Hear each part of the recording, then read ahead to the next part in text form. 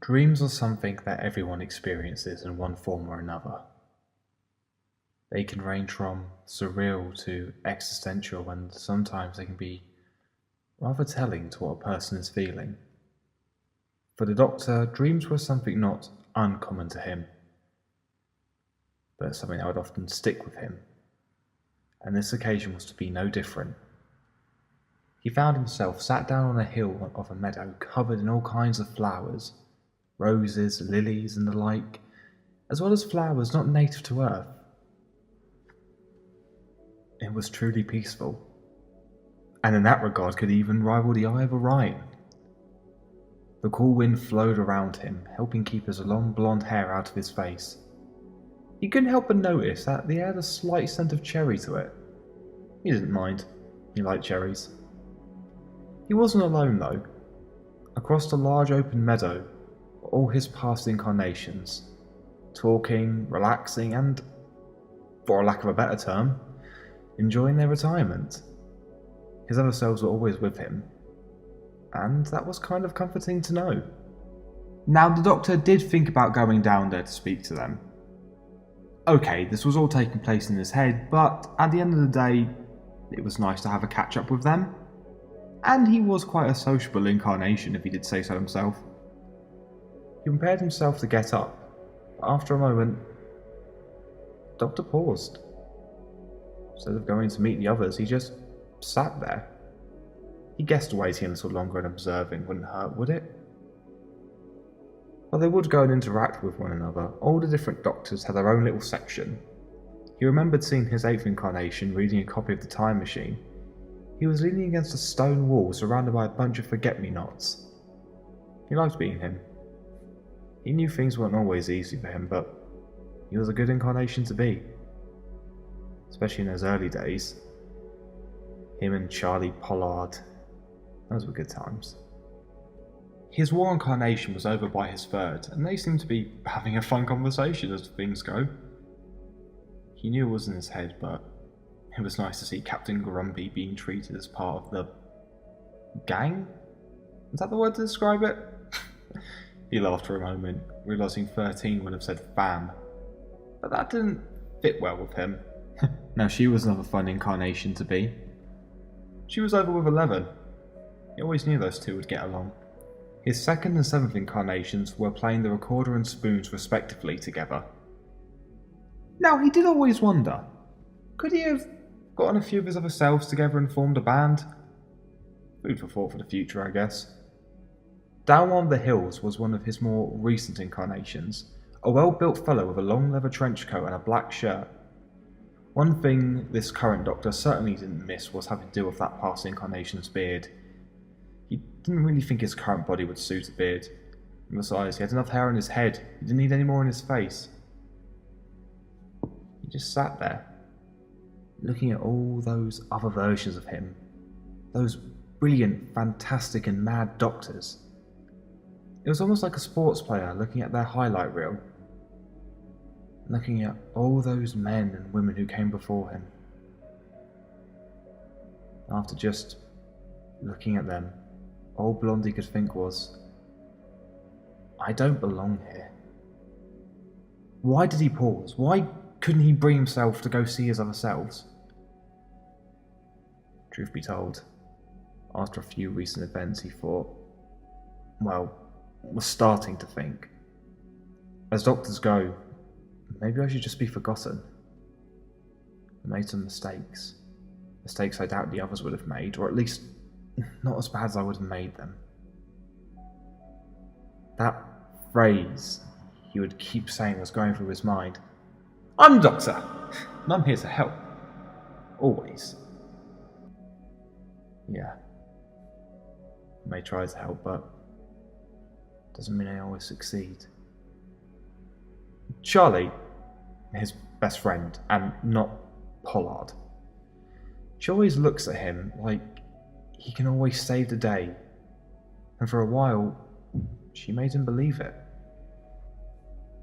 He had a thought that was going through his mind for a while. I thought that he knew he couldn't tell Charlie, because, he knew it would worry her. Heck, the thought alone worried him if he was honest. but the thought of just triggering a regeneration crossed his mind a few times. He would often think, surely whoever comes next could do a much better job than I could. Who needs a blonde idiot in a waistcoat anyway? The thought was there, but he knew he wouldn't do it. There was a few reasons. He didn't know how Charlie could possibly react to a new version of him, and he didn't want to put that on her. He also thought it was disrespecting his past and future. Why make some other doctor pick up his mess just because he couldn't cope? And in his mind, it was also spitting in the face of all the work his past selves had done. When things got hard, they kept on fighting. They wouldn't give up. He knew no matter how he felt, he was in this body for the long run. He found over the years that this version of him was rather emotional at times.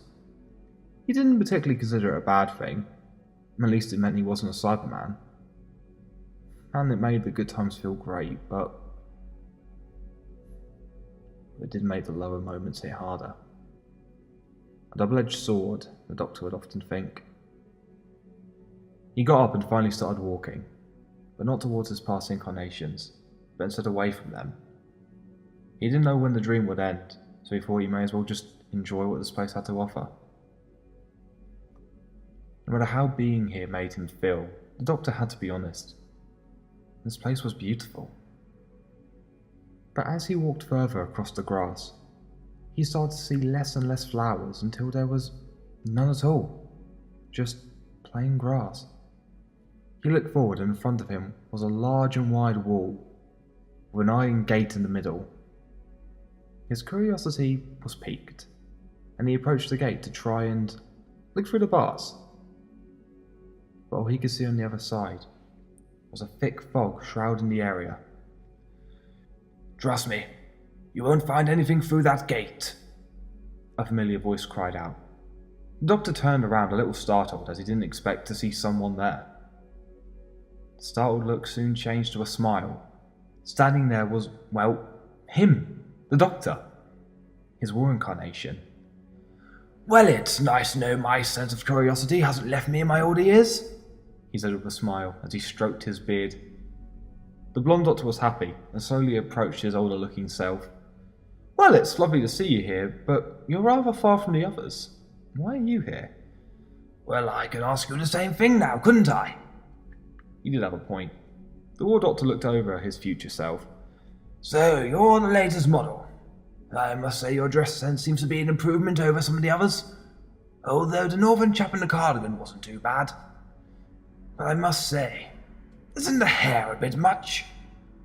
"Well, excuse me, Grandad, but I do remember how your hair was in the early days." The two just paused and smiled at one another.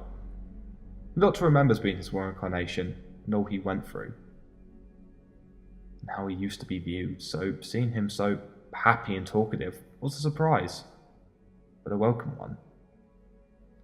The war doctor walked past his future self towards the iron gate. "So you seemed rather taken by this?" "Well, yes. What are they?" The war doctor turned around, facing his other self, and simply said, "Days yet to come." The blonde doctor was confused. "Could you maybe elaborate?" "Oh, it's quite simple. These are the sections for the versions of you yet to come. We all have a place here, but theirs are not ready yet." "So the fact I came across it, does it mean I don't have long before, I change?" You see, I keep having these flashes in my mind of a graveyard and voices I don't recognise, and I can't tell if what I keep seeing is events that happened in the past, but I can't remember. I'm getting a vision of my future. The war doctor beckoned the blonde one over to him. "Tell me, can you see anything when you look through those bars?" The blonde doctor took another look through the bars of the gate, and still nothing, only a thick fog. "No, nothing, just a fog. Does that mean anything?" The war incarnation smiled, putting his hand on his future incarnation's shoulder. "And I think you have a good while left, my friend." The smile on the war doctor's face faded to a look of confusion. as the blonde doctor couldn't even look at him in the eye after that. You know, some would say you seem less than pleased. Me? Oh, no. Great news. I mean, I don't have to worry about someone changing the TARDIS. I got it the way I like it. The war doctor sat on the grass and gestured for the other one to sit next to him. The two of them overlooked the green empty field before them. The blonde doctor pulled out a paper bag from his coat pocket and reaching it out to his younger self. Not in terms of looks, though. Fancy a toffee? Ah, don't mind if I do. It wasn't jelly babies, but it would do. I know exactly how you're feeling, you know. The blonde doctor looked puzzled. That feeling of wanting to move on. Let yourself be forgotten. Ah. That. The blonde doctor did look a bit embarrassed. But then again, this wasn't his mind. I guess part of him wanted someone to talk to. So what happened? I got cocky. Let a lot of people down. It wasn't exactly a mistake I could just say sorry for. I see. The old man said with sympathy in his voice. I just thought, oh, don't worry, I'm the doctor. I can save the day. Nope. Not all the time. And now, because of me, a whole race is dead. The war doctor reached out to his younger looking self. We all make mistakes. The blonde doctor quickly stood up, moving away from his past self. You make it sound like I accidentally ate Charlie's lunch by mistake, or lost some of my homework at the academy. My mistake cost lives, an entire race because I was an idiot. All gone because of me. He couldn't bring himself to look at his past incarnation. Every time I have to look at this mess of an incarnation, this idiot, fool, or failure, I am disgusted. Because I think some doctor had to regenerate and end up becoming me. I'm what someone had to look forward to. Some blonde idiot trouncing around in a waistcoat who, instead of doing something, is just sat here feeling sorry for himself.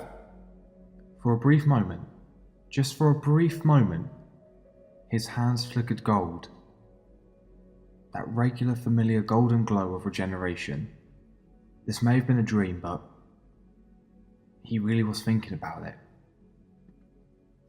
I just want to do it. I just want to trigger the regeneration, because why should the universe be stuck with me? Why should Charlie be stuck with me? They don't need me. No one needs me! Looking at his hand for a brief moment, the doctor just shook away the golden glow. Not today. Not today, he thought. Really, who does?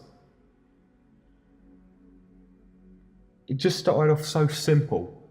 You defeat some alien bugs and the world's your oyster. You think, time and space, here I come. Fresh body, fresh start.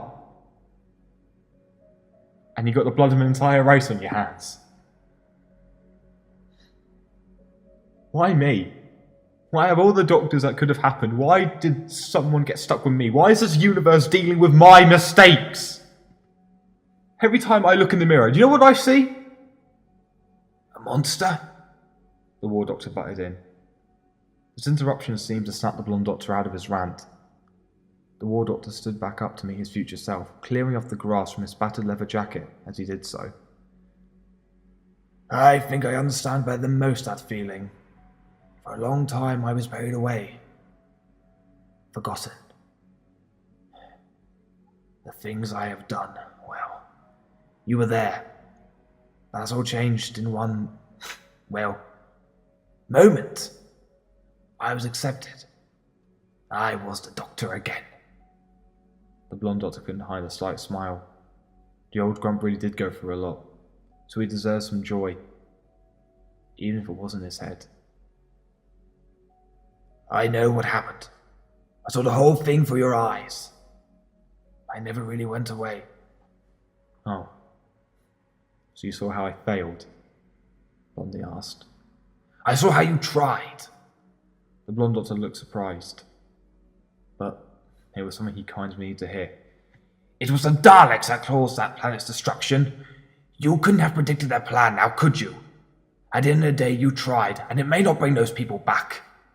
And that will never leave you. But don't you dare, sir! Act like you're as bad as those monsters. The two doctors suddenly found that the field had moved around them and had taken them to the hill overlooking all the past incarnations. The war doctor looked over to them and smiled. All of us, all the men and women that have come before you, we've all made mistakes. Big ones and small ones. Ones that stick with us no matter what. And I'm sure future versions will make mistakes as well. But at the end of the day, you are no less of a doctor for the mistakes you make, because you learn from what went wrong and you try. And you always try and help. The war doctor looked at his future self with pride. The blonde doctor simply hugged his past self, a bit out of nowhere. I mean, to be fair, this incarnation was a bit of a hugger. I think he really needed this. Thank you. Thank you so much, Doctor. No need to thank me. This is all in your head after all. Oh, but when you wake up, just do me one thing, please. Keep being the doctor. And never give up. And never give in. The blonde doctor simply smiled and nodded at his past self. And like that, the dream faded. His past self, they were gone. The field of grass and the smell of cherries all gone. The dream was really done.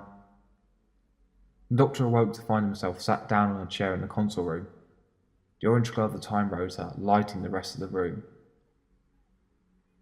There's one issue with dreams though. They fade from your memory rather quickly, and the doctor was no exception to this rule. The garden, the gates, his interaction with the war doctor, they were all fading away. But something was different. He found a new sense of optimism towards himself, something he hadn't felt in a long time. He didn't know how long it would last, but for now, it was a nice feeling. He got up from the chair and approached the console, stroking the controls before reaching for a lever. The TARDIS made a few beeps like she was happy. The doctor looked at the time rotor and softly said, "I'm the doctor. And I help people." Quickly pulling down on the lever, the wheezing and groaning sound of the TARDIS echoed throughout the entire console room. And like that, he was off, the blonde idiot in a waistcoat, ready to help, ready to be the doctor, and ready for days yet to come.